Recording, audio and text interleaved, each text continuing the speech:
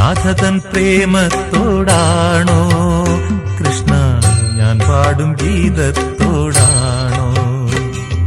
പറയൂ നിനക്കേറ്റം ഇഷ്ടം, പക്ഷേ പകൽ പോലെ ഉത്തരം സ്പഷ്ടം. രാധതൻ പ്രേമത്തോടാണോ കൃഷ്ണ ഞാൻ പാടും ഗീതത്തോടാണോ?